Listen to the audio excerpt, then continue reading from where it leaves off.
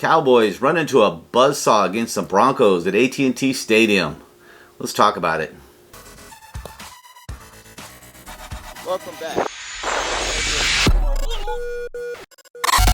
Let's go!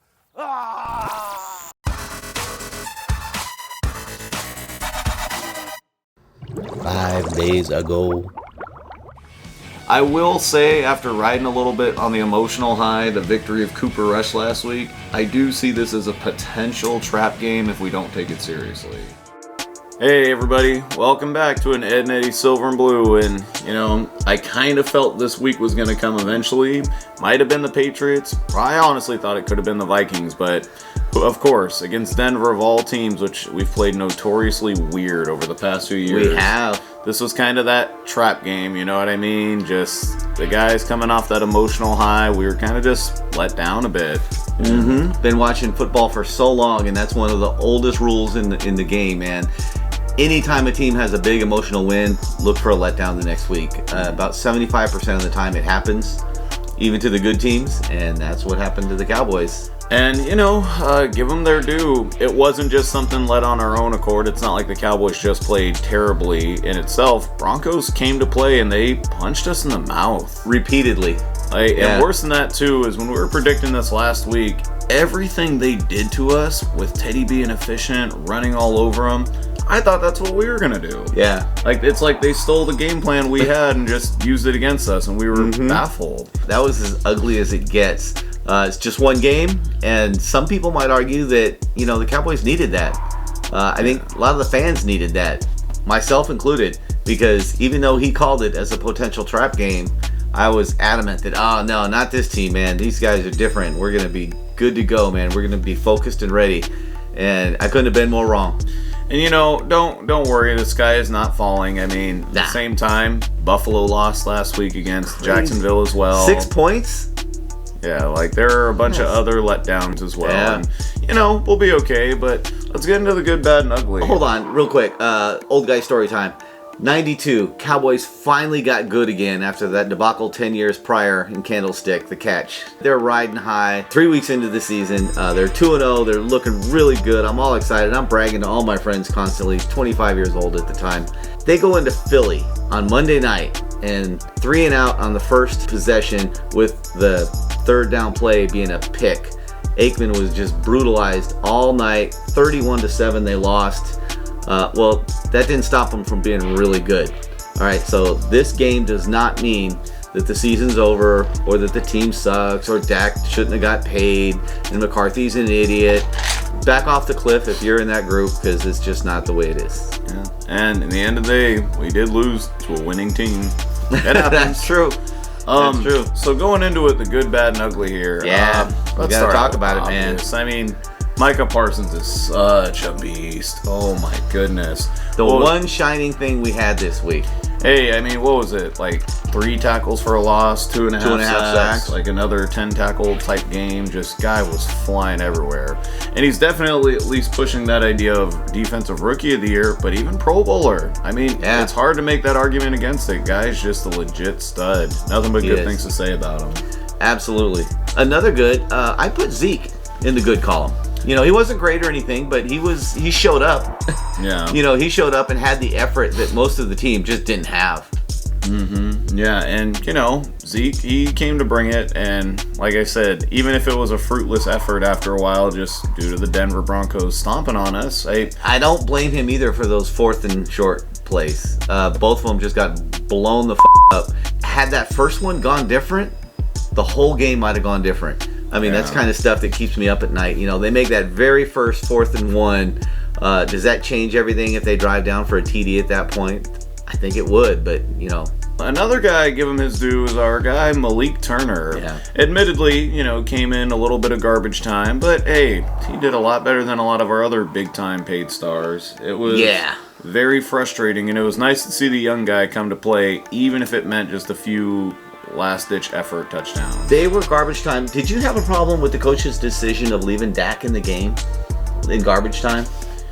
I mean, no, because one bad pick, one bad fumble, and we're still back in it. I mean, it sucked. It was kind of just not one really, of those. though, but But it still was one of those we can't just kick Dak off the field when things get slightly bad.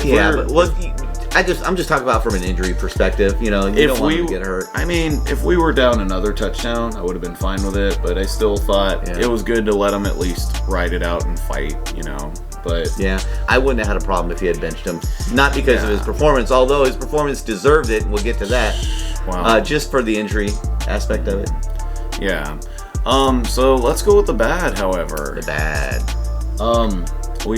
Everybody for the most part was bad. We don't even need to call out individual stuff. We'd be here all night if we start calling out each individual player. Each unit was just bad. Offense, defense, special teams, coaching. Yeah. Everything was bad. And I'll even give coaching a little bit of a pass because I did like a lot of our attempts to go for it. I thought the call itself was right. We just couldn't execute, dude. I agree. I didn't have a problem. Well, they couldn't execute because Denver beat the crap out of them at the line. Mm-hmm. Yeah, they just literally manhandled Dallas. There's another rule I thought that was very annoying here, was when we blocked that punt. Yeah. Ed, how'd it go? It goes past the line of scrimmage after the block, yet doesn't go to the first down marker.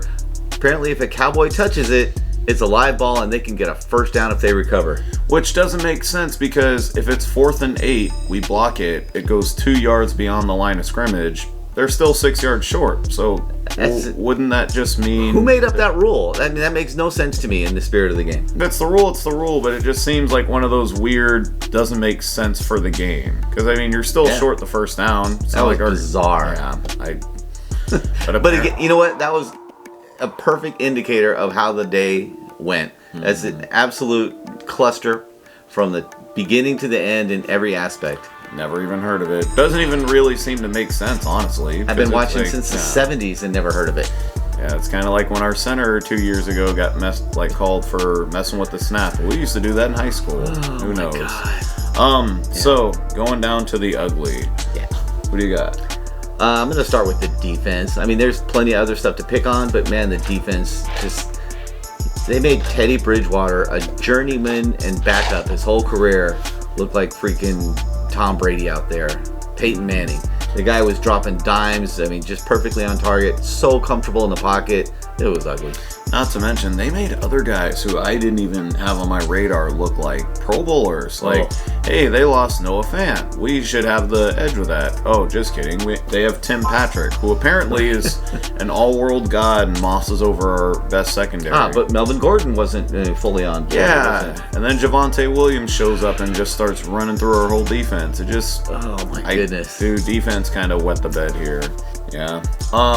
Another one on the bad here was our wide receivers. I mean, let's just go to the third quarter alone. There was a drop from Cooper, Lamb, and Wilson, all in that quarter alone. Yeah. And it sucks too because Dak had a very pitiful percentage-wise game accuracy, but the receivers, they dropped at least 5 when he passes. was accurate. Yeah, like at least 5 passes, and one of them, like from Amari Cooper, it was like they faked the outside, threw it inside slant to him, pop. I'm like, that could have gone for a long way too. Just that kind of game, huh? We're just dropping 5 passes, you know, and like I said, you drop 5 passes, chances are you're probably gonna lose. Yeah, and forget everything else. Just that alone will cause you to lose. But man, combined with everything else, and our final one in the ugly column is Dak. We praise Dak so much, but when he does bad, we got to let him hear about it too. And this was in the ugly column for Dak. Maybe the worst game I've ever seen him play. Well, he definitely was off on a few throws. One that came to mind was in the third quarter that, 4th and short where he rolled out. Lamb was streaking open and he just missed him. A hard throw, admittedly, but one... He could have ran for it at that point, though. Yeah, I mean, I didn't know how much he had. His decisions, his accuracy. He had a bit of an ugly game, too. He was not at his best. Yeah, that was pretty bad. But again, doesn't mean it's the end of the season. Doesn't mean they suck or Dak sucks or anything like that. I think they'll be fine, and I do think it's something that's going to kind of wake them up a little bit. I kind of feel bad for Atlanta because they were already looking for a tough game against Dallas, and now it's going to be even crazier, more difficult for Atlanta. Well, I hope we take the winning record Falcons seriously, because if we come in like the Broncos, we're going to get beat again. So I'm hoping Cowboys come to play. That's a fact. Hey everybody, but let us know what you think in the comments below. You a little bit let down by this as well? Anyone stand out to you that we may not have mentioned? Let us know what you think in the comments below. Yeah, and make sure you check out Rika Moves the Chains. I got a link down below. We're going to be special guests with her and Charlie tomorrow night. All right? So hit that subscribe. Don't forget to hit the like, because every time you do, an Eagles fan cries. hey, appreciate it, guys. We'll see you on the next one.